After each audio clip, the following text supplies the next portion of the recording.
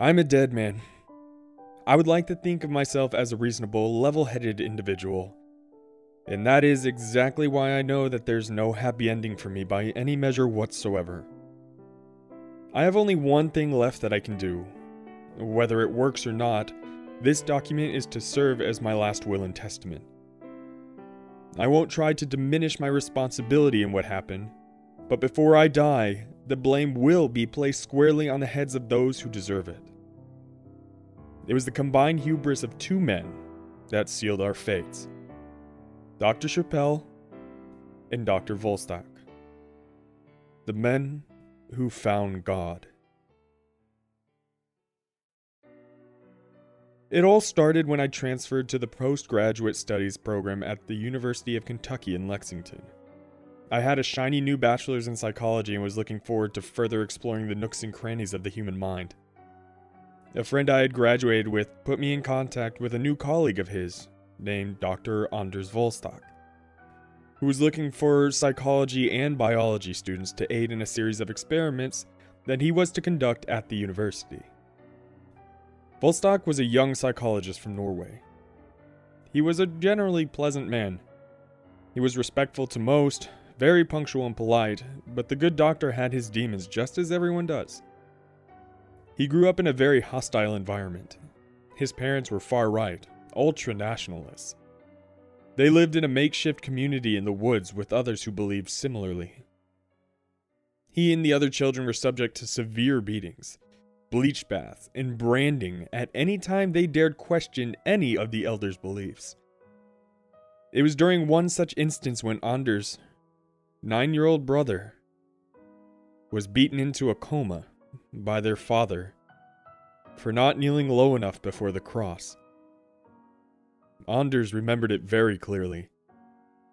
Each time the axe handle came down, his father would scream, "Du skam Christi! Du skam Christi!" He was asking the boy if he was ashamed of Christ. Whether he was or not, he never woke up. Anders was able to run away with several other children one night. He was taken in by a boys' home right across the border in Sweden, and that is where he began his education. He then traveled to the States to pursue his post-secondary, first at the University of Alabama, and then Kentucky. It was in the Bluegrass State where Anders met Dr. Dominic Chappelle. For the first time, from then on, we were all living on borrowed time.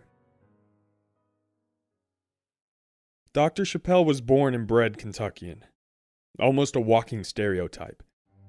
His family was famous for breeding racehorses. He kept a bottle of Buffalo Trace in his bottom desk drawer, and he had a very pronounced southern drawl to his voice. He looked more like Santa Claus than most of the boozers they stick in red suits down at the mall every Christmas, and he was just as jovial as you would imagine. He was a very well thought of man. However, he was fiercely intelligent, and when arguing, he could make the opposing side feel 2 inches tall. In spite of his family's fundamentalist beliefs, he became enamored with the theory of evolution. He read The Origin of Species like it was holy scripture. He had adopted it very early on as a pseudo-faith of sorts. He became fascinated with human evolution, physiology, and culturally.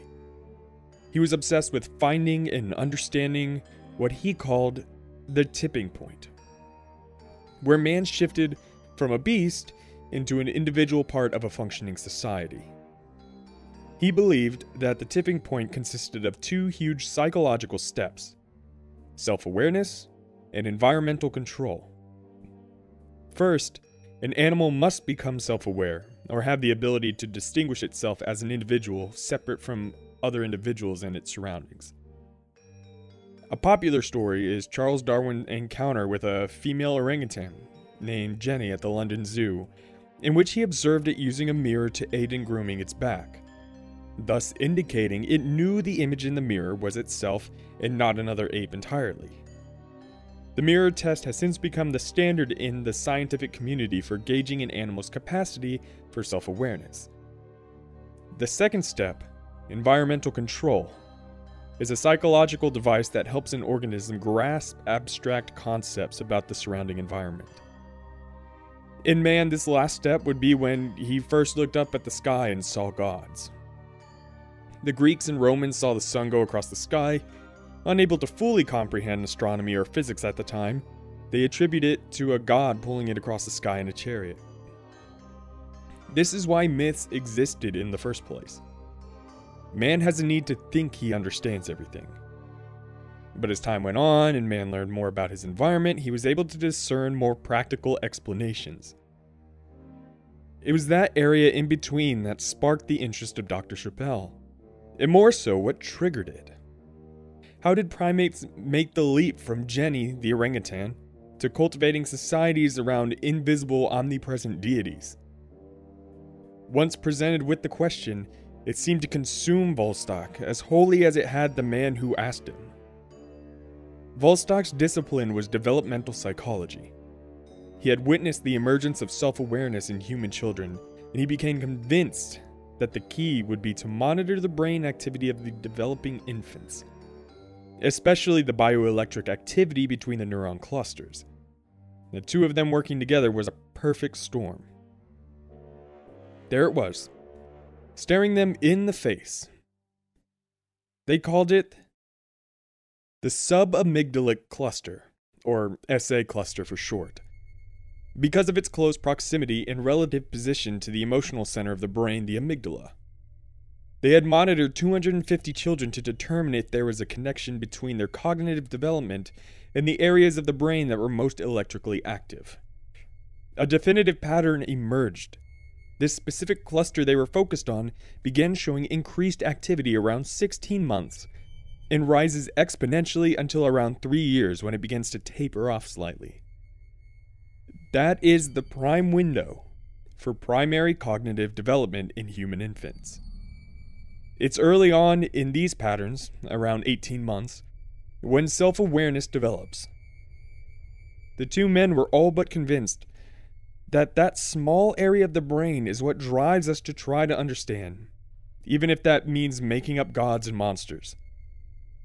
The two doctors decided to test the theory on human adults just to see if increasing the activity in the SA cluster would elicit some unique psychological or physiological response. These first experiments were very simple. A very minor electrical current would be introduced to the subject's brain and directed at the SA cluster. The results were far, far stranger than they had expected. Each subject was placed in a completely isolated control environment, so as to ensure no external stimuli was distracting the brain's activity. However, after the experiments, each subject claimed to have very strongly felt another presence in the room with them. Nothing hostile or frightening, just that they weren't alone. The doctors were understandably perplexed. Their original hypothesis was that the cluster would make an individual more susceptible to believing in something bigger than themselves, not that it would actually manifest as some outside presence to them. It was then that both men started to realize the implications of their new discovery. They had found God, and He lives in your brain. This cluster apparently generates the feeling that one is not alone.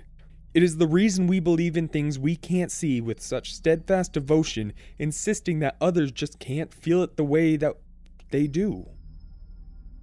To Chappelle, this indicated that God was nothing more than some sort of psychological complex that has evolved in humans to allow them to cope with not understanding.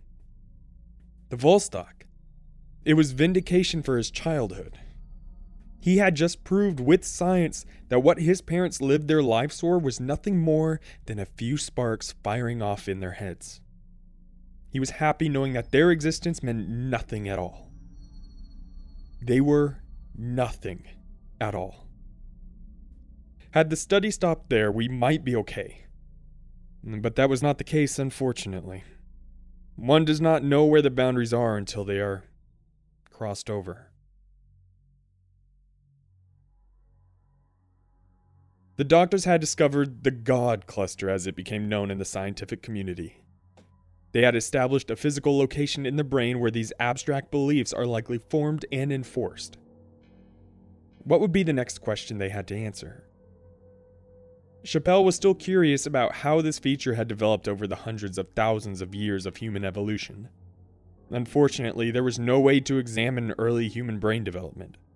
So Chappelle posited another idea. An idea that involved subjects that shared almost 99% of their DNA with humans, but were significantly less developed psychologically. Pan-troglodytes, the common chimpanzee. While still a far cry from humans, chimps are the closest living relatives that we have in the animal kingdom, having only split from the human branch 4 to 6 million years ago, a relatively short period on the geological timescale.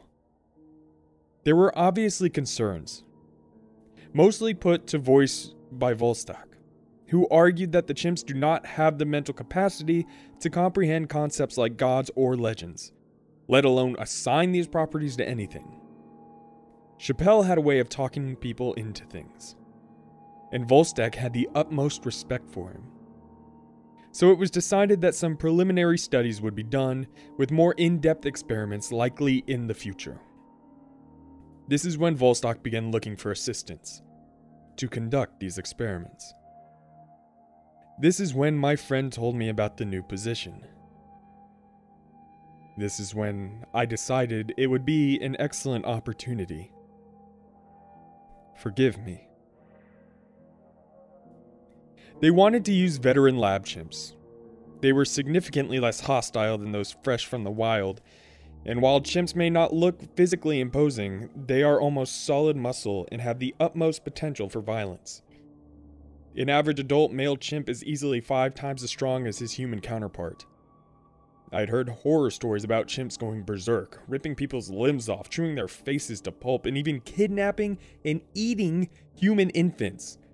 All of which are behaviors one would rather not see up close in a confined area.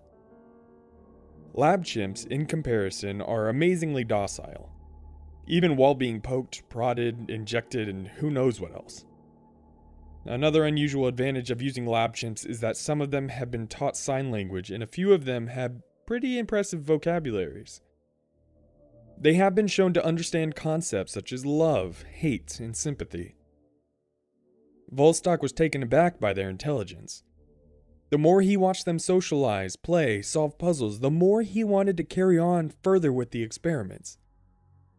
The chimps are also one of the few animals to have passed the mirror test, thus already displaying some sense of self-awareness, and they are able to function together in groups like tribes or clans while using a strict hierarchical system, very similar to behaviors displayed by early humans. The chimpanzees seemed so close. So where was that gap? That piece of the puzzle that we had, but they didn't. The first time I stepped into the lab, I convinced myself I was in the wrong place. It was 2 stories underground, at the end of the dark utility corridor. I was prepared to turn around and leave when I heard the door at the end of the hallway creak open. A small, middle-aged woman poked her head out. "We're in here," she said as she slid back inside. I tentatively walked down the hall and entered the lab. The walls were creamy white and the floor was gray tile with little black specks in it. A truly exuberant environment. There were 4 others in the room beside myself. Dr. Volstok, Dr. Chappelle, the friendly greeter, Dr. Allison Gamble, and another assistant like me, Jamie Kirst. Dr. Gamble was a world-renowned primatologist who had the privileged experience of studying under the very influential Dian Fossey before her untimely murder by the poachers she was fighting against in December of '85. Gamble's specialty was the social interaction between chimps. She intensely studied their body language, sexual behavior, and vocalizations. She had worked extensively with lab chimps as well, teaching them how to sign and making sure they are comfortable and taken care of properly. Jamie Curse was fresh out of a 4-year program like me.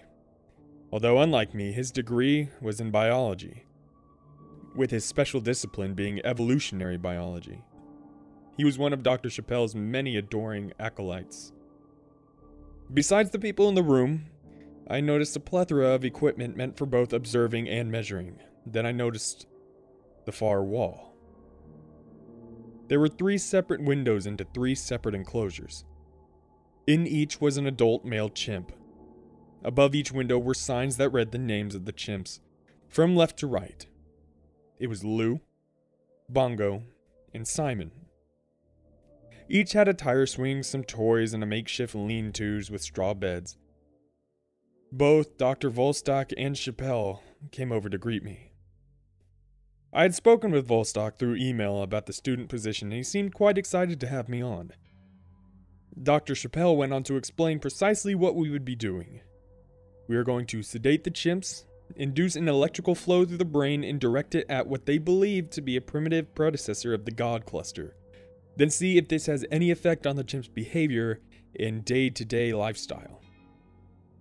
I was immediately drawing comparisons to the crude electroshock therapy used by asylums in the past, but Dr. Chappelle assured me that it was very weak, and they wouldn't be using heavy shock. Just enough to stimulate neural activity. The chimps would not feel any discomfort whatsoever. In order to monitor any changes to the chimp's mood or personality, there would be a series of interviews with the chimps before and after the experiments, just so we would be able to notice any hallucinations, mood swings, or any other unusual symptoms that would indicate increased activity in or around the cluster area. Dr. Gamble would be the one conducting the interviews, since she had the most face time with the animals and knows how to communicate with them. It seemed like they had it all pegged out and ready to go. They had everything under control. I truly felt that way the first day. I'm a goddamn fool. The pre-experimental interviews were conducted the next day. Each chimp seemed in good health. Dr. Gamble spoke with each of them, signed with each of them, and since she was the only one among us that was familiar with the language, we could just watch and wait for her to fill us in after the interview. She asked them all the same questions. What's your name? What is my name? Do you feel good or bad? All 3, Lou, Bongo, and Simon, answered the questions, and all were given chopped fruit. The chimps were a lot bigger in person than I had imagined. Close to 5.5 feet tall and weighing in at around 150 pounds. These were not small animals by any measure. Simon especially. He was larger than the other 2, but he was also the most talkative. He asked Dr. Gamble for chocolate during the interview. She told him that she would bring him some later, and he began hooting and laughing. It was surreal to be around something so close to human that you feel a certain kinship, yet just animal enough to convince you it's not a human. The experiments began the next day. Each chimp was separately sedated, strapped to a stretcher, and wheeled into an adjacent room with various electrodes, monitoring equipment, and medical supplies. Each went smoothly. The chimps were wheeled in, the electrodes were placed on their temples and on the back of the head in order to make sure the electrical current could be properly directed at the target that they were aiming for. We would let the current pass through for about 10 to 15 minutes, then deactivate it, and wheel the chimp back to its enclosure to rest until it wakes up. Like clockwork, we did this every single day for a week. After each time, the chimps were interviewed, and each time the results were very average and uninteresting. They knew their names, they knew Dr. Gamble's name, they felt good, over and over and over. By the 5th day, Simon stopped believing the lies about tomorrow's chocolate and stopped asking altogether. It was the same thing every day for a week. Frustration abound. Volstok suggested they increase the voltage. Maybe they weren't stimulating the nerves enough. Gamble was hesitant, of course, but after some coercion from Chappelle, agreed to proceed. Another week. Nothing. We increased again. The next week. Nothing. Everyone was tired and frustrated. That's when Chappelle made a turn. He suggested that we stop sedating them beforehand, that an active, awake brain might respond differently. Gamble put up a fight with that one. For once, I thought Chappelle was going to back down. He didn't, though. He just bided his time, smiling. He had Volstok, Jamie, and I come in during the night so we can conduct the procedures without Gamble knowing any differently. I was hesitant at first. Then Volstok threatened me with termination from the project. This was too big. Same routine.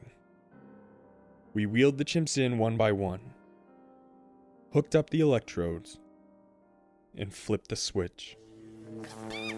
Only this time, they shrieked and held twisted expressions of pain on their face until the juice was shut off. Each one, Lou, Bongo, and Simon. Once we were done, we shut down everything and left. Lou and Bongo were both out like lights, but Simon was just looking at us through the window. Staring. Not moving. I thought it was a look of betrayal at the time. This was neither the first or the last time I would be wrong. The next day started out as usual. No one made mention of the events last night to Gamble, but she had this look on her face. She knew something was up, especially because of Simon. The other two chimps were acting like they had every day for the past 2 weeks. Simon was just sitting there, watching us through the window. Other than that stray grunt every now and then, he was completely silent. We went through the usual routine just to keep up appearances with Gamble. The post-procedure interviews were just as humdrum as we had come to expect. That is, until Simon. The interview went just as it had every other time until the end. As Gamble was preparing to leave, Simon signed something at her. She seemed confused for a moment, then signed back. They went back and forth for a little while until she finally came out. When asked about his behavior, she said that he asked, "What name?" indicating the corner of the room. It took us a moment to process it. He was essentially asking who that was in the corner. An empty room. He acknowledged a presence in the room that wasn't there. Did it really just happen? Everyone knows that science is not without its faults. Could it have been a fluke? Gamble was quickly sent back into Simon's enclosure. Simon asked again, "What name?" He was clearly pointing to the southwest corner of the room. "Big," he signed at Gamble. "Big." We recorded the conversation and decided to shut the lab down for the day and restart tomorrow, just to see if the effects from the electricity were of a residual or permanent nature. When we left the lab, Simon was staring at that corner. It made me consider the ethics of the situation. We had taken this poor creature and fucking electrocuted him into believing there is a god. At what point are we no longer scientists, but instigators, doing things just to see what happens? How much can we get away with? It looked like a dragon. It was very crude, but it had obvious draconian elements. It was serpentine. It had wings, claws, but a human-looking head. Simon had drawn it in feces in the same corner. It was pretty commonplace for chimps and other primates to handle their feces, but Gamble said she had never heard of it being used as an artistic medium before. It wasn't a Rockwell or Goya, but you could definitely make it out as a figure. When Gamble asked about it in the interview that day, she signed to him. "What is that?" Simon responded with a new gesture. He formed his hands into a bird-like form and began flapping the wings. This was absolutely dumbfounding at the time. Most chimps could barely even grasp sign, but Simon created an entirely original gesture to represent this new thing that he could not explain. there it is. He experienced something he never had before, and he's trying to assign abstract properties to it. He was trying to exercise environmental control. Volstok and Chappelle were ecstatic, beside themselves entirely. But then it happened. Simon signed something to Gamble, who signed something short and exited the room. She was confused at what Simon had just asked her. The last thing he signed was, "Where brother?" This shocked Gamble because first, Simon was born and bred in captivity, so it was on official record that he was the mother's single child. He didn't have any siblings at all. The second reason it had given her a shock was that she was the one who taught Simon how to sign years earlier. She had never learned the gesture for brother. There were several years he spent in other labs though, so it was within reason that he had picked it up somewhere else. But why would he just spontaneously ask for his non-existent brother like that? Gamble re-entered and began signing with Simon once again. He used the same gesture. "Where brother?" Gamble attempted to sign back. Simon no have brother. But he persisted. "Where brother?" Every few minutes he would glance over at his shit dragon he drew on the wall. He would stare at it for a moment, then continue, "Where brother?" We decided to end for the day. Gamble was concerned about the effect the experiments were having on Simon and the other chimps. I have to say, I was beginning to mirror her worries. Not about the other chimps. They seemed normal and unaltered in any way. But Simon seemed off. Damaged, I guess. I had taken Volstok's threat very seriously, so I was not about to speak up. The whole thing was starting to creep me out. I just wanted to keep my head down, finish my obligation, then leave. By that point, we were too far gone to ever come back. I was locking up the lab, about to walk out the door, when I happened to catch some movement in my peripheral. I walked over to the enclosures. Lou and Bongo were asleep. Simon, though. Simon was signing at the corner.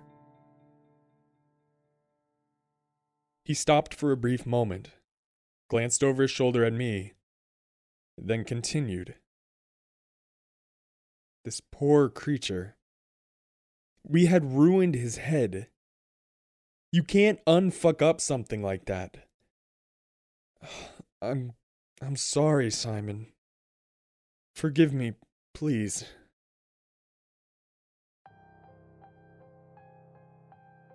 Jamie was the first one to the lab the next day. He didn't notice it at first, not until he was putting food in the enclosures. The tire on Bongo's tire swing was on the ground. Bongo was hanging from the rope.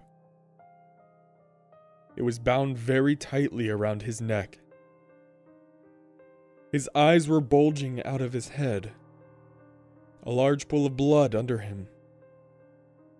He had deep gashes around his neck, and his hands were bloody. It was like he had been clawing at the rope, but either gave up or couldn't continue. Jamie waited until the rest of us arrived, show us what had happened, then he walked out of the lab. That was the last time I saw Jamie. Unfortunately, not the last time I heard of him. I was sure that Gamble would want to leave too, but surprisingly she stayed, if for no other reason to make sure the remaining chimps were taken care of. That seemed odd to me though. No one talked about how in the hell Bongo wound up hanging from the rope. I asked Gamble and she said that he was probably playing and got tangled up. The rope was 6 feet long to start. 2 feet came off with the tire. 3 feet was wrapped around his neck. And the last 1 foot attached to the ceiling. I don't think that can just happen from playing. Especially since they didn't play. Lab chimps don't have the same spirit wild ones do. They don't climb the cages top to bottom or Tarzan around on some vines. They sit, eat, shit, and sleep. I found the circumstances around Bongo's death to be strange, but as Volstok and Chappelle reminded me, we have work to do. Lou and Bongo weren't the stars anyway. Simon was the only one who mattered now. Gamble, visibly upset, calmed herself down and entered Simon's room. As soon as she sat down, "Where brother?" We had broken him. I thought we had just driven him over the edge. He was mentally cracked from the electrotherapy. Why the fuck did I even get involved in this? Shocking God into animals, what was I thinking? That's when he used another new gesture. He would pat his hands on the table, and pat them like he was beating a set of drums or something. Gamble must have reached the same conclusion I had. Her face instantly drained of color. She proceeded to stand up and walk out of the room. She was shaking. Where Bongo? Where Bongo? That's what Simon was asking now. The chimps were never in a communal enclosure.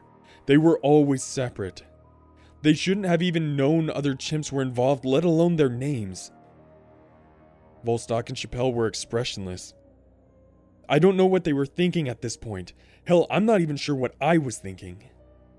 We barely even had time to look at each other before Simon started tapping on his window.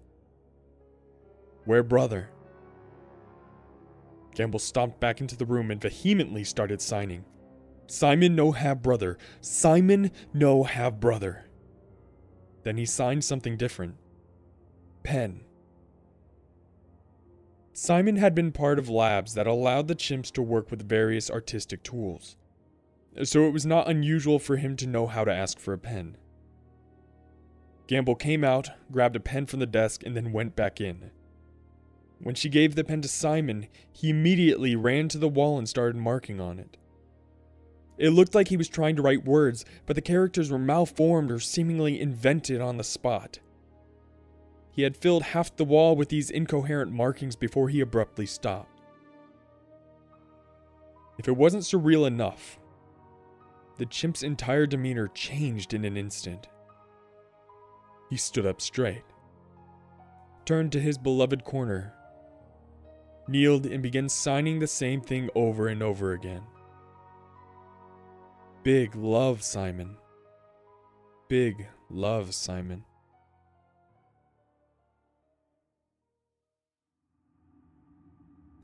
Poor Bongo's body was carted away to be disposed of somewhere. I had to wait there until a few guys came to get him. The others had long left without saying a word to one another, and since I was the student, I automatically drew the short straw. I couldn't stay in the lab. The air in there gets heavier every day. Volstok and Chappelle are resolved to keep going until... I'm not really sure what their endgame is at this point.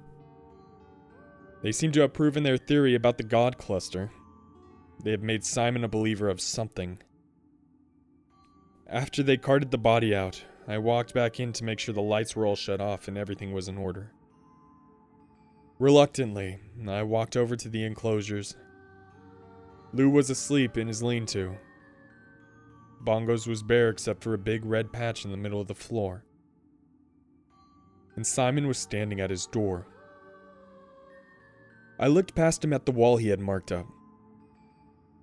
I don't know what made me do it, but I slipped out my iPhone and snapped a picture of the wall.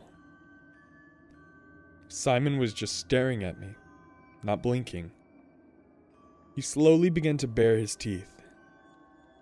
I left. I should have just kept going, never came back. It probably wouldn't save me, but at least I would have a head start. I don't know what possessed me to go back. Maybe habit or some distorted sense of obligation towards Volstok for giving me the position. Whatever the reason, I once again walked through the door into the lab. Gamble was screaming at Chappelle. Volstok was having a heated discussion on the phone with someone. The only one who noticed me enter was Simon, who was once again trying to stare me down. After some of the steam had filtered out, I noticed that Lou's room was empty, except for a red patch in the middle of the floor. No tire. No goddamn way. It seems Lou was just as clumsy at playing as Bongo was. For a moment, I actually thought those chimps had killed themselves.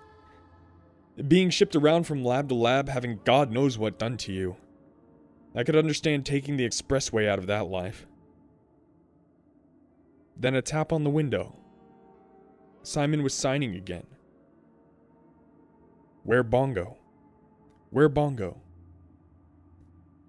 Watching him for a few minutes, Gamble, out of frustration, decided to turn the tables. She signed, Where Bongo? Where Bongo? Simon, where Bongo? Simon made the gesture he used to describe his dragon. Then, big take, Bongo. We were all silent. Simon began signing again. Where brother? Where brother? Gamble signed back through the window blankly. Simon no have brother. Simon signed back. No Simon brother. Man brother. Simon pointed at Volstok. Where brother?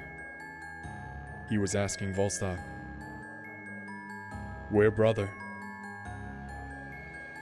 Volstok began to tremble, his jaw agape, a cold sweat sweeping over him like a tsunami.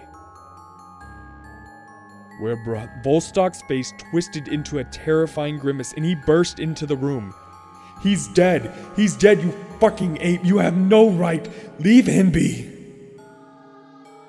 Volstok collapsed onto his knees, sobbing, murmuring in Norwegian or Swedish. I couldn't honestly say which. Simon's demeanor changed once again. He stood up straight, walked over to the doctor and gently placed a hand on his shoulder. He looked up through tears into the ape's eyes and asked, Where's my brother? Simon just looked down at him, at the good doctor. The everlasting flame. Before we could even realize what we had just witnessed, this animal spoke again, roaring this time. Erduskan Christi! The doctor's eyes, once peaceful, now widened in terror. He could barely croak out the beginning of a scream before the chimp plunged its fingers into his eyes and started biting and chewing at his face. I don't know why, maybe it was some sort of misplaced reflex. Gamble screamed and ran into the room. She barely made it into the room before the chimp was on top of her, shrieking, pummeling her and tearing into her flesh. I could hear the gurgling sounds coming from Volstok. That poor bastard wasn't dead yet. He was trying to breathe through a wet, bloody hole that used to be his nose. I think his face looked just like a plate of spaghetti with small bits of bone jutting out. Chappelle was just standing there, watching in horror as the two colleagues' bodies were torn apart in the most brutal, obscene fashion by a beast he had infused with something we called God at one point. I don't know what came over me. Some urge to enact cosmic justice just suddenly erupted inside of me. I shoved the man responsible for all this into the room and shut the door. He turned around and began ordering me to open the door. He was calling me by any name he could think of. Then Simon saw him. A malicious grin ripped across the primate's face as he slowly advanced toward the doctor. Chappelle's tone took a sharp turn, but then he was no longer barking orders at me, but begging, pleading with me, calling me a saint. Simon was on him in a blink. Chappelle trying his best to shield himself only to have his fingers cleanly bitten off. I don't know why I watched. It wasn't even a conscious decision. I just couldn't bring myself to look away and run. Volstok was still gurgling life. Gamble's head was a puddle of blood, bone fragments, and clumps of hair. And Chappelle? His hands were bloody stumps of loose flesh, and his jaw and throat were essentially non-existent. Simon was just standing there, covered in the spoils of carnage, looking at me, looking into me. It's done. I'm sorry. It was their fault. I didn't know what they would do. You can't blame me. I just spurted it all out, trying to plead my case to some goddamn devil ape. Blame? No. You opened the door. You have given me a new home. I'm grateful. Let me show you. The ape walked up to the glass and pressed the palm of his hand firmly against the pane. He just kept pressing and pressing, all the while maintaining a dead stare, not with an ape's eyes. The eyes peering back at me were reptilian and fiery. My heart dropped into the bottom of my gut when I heard it. A crack. It was tiny at first. Then it started to lengthen. Then another. Still pressing and staring. Then another. I fled. I did what I should have done the first day. I didn't run back to my dorm. I ran to my car and drove.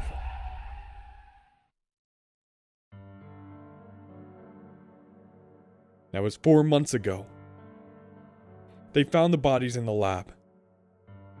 The prime suspect is a young psychology student who was aiding them in their studies. No mention of any chimpanzee. I would almost turn myself in and confess if I thought I would be safe in prison, but I don't think the word safe even means anything anymore. It's hardly more than a noise I can make with my mouth now. I tried to track down Jamie, thinking he would be sympathetic of me and help. I found out where he lived, but try as I might, knocking, calling, whatever, I never got a response, so I just kept moving. They found his body 3 days later. All of his limbs were broken. His genitals were ripped off, and his head was cracked open right down the middle through his face. He was not the last one. I have to keep moving. Yet in every town I pass through, 3 days later, I am reminded of what is on my trail. It started with a bum in Bowling Green, then a cop in Paducah, a high school couple in St. Louis, an entire family in Omaha, an elderly couple in Butte, a young priest in Boulder, and God knows how many I don't know about. The beast will never lose my scent, and I can't just keep leading it around the country on some merry-go-round of gore. What we did back then, we invited something into our world. Hell, we practically pulled it into our realm. I still don't understand what happened, but I don't guess I or anyone ever will. I was able to get the markings on the wall analyzed by a linguistics professor I knew from USC. It was a known language, Assyrian. A language much older than the Bible. He tried to translate it, but I couldn't stick around for much longer. What he was able to translate was a little less than comforting. O mighty flames of Sepharvaim, deliver the sons and daughters of the heretic into the jaws of the mighty Adramelech, so that they may suffer and learn his wrath. All kneel to the dark-eyed one and weep at his power. No hope or mercy will be granted to those who oppose his reign. The only solace I can find in this situation is that if evil exists to that degree, there must be good to that degree as well. I can't say I believe in God. but I have to hope something is there. Something that will help me try to make right of what I've done. This is my third day in a motel on the outskirts of Reno. Sun sets in less than an hour away, and the air grows heavier by the moment. To my right, I have a crucifix and a Bible. To my left, a shotgun. I doubt either can shield me from what comes my way. Forgive me for my trespasses. God, please help me. There it is. Tapping at the door. Steady. Growing. Simon is here.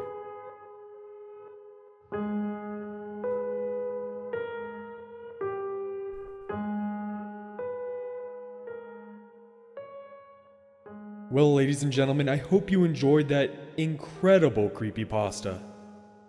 If you did, please make sure to hit the subscribe button down below. Give this video a like, and click the bell so you can be notified when my videos pop up. Make sure to check out my other channels and social media, and answer the question in the comments section below. And, as always, my Darkness Militia, have a terrifying evening.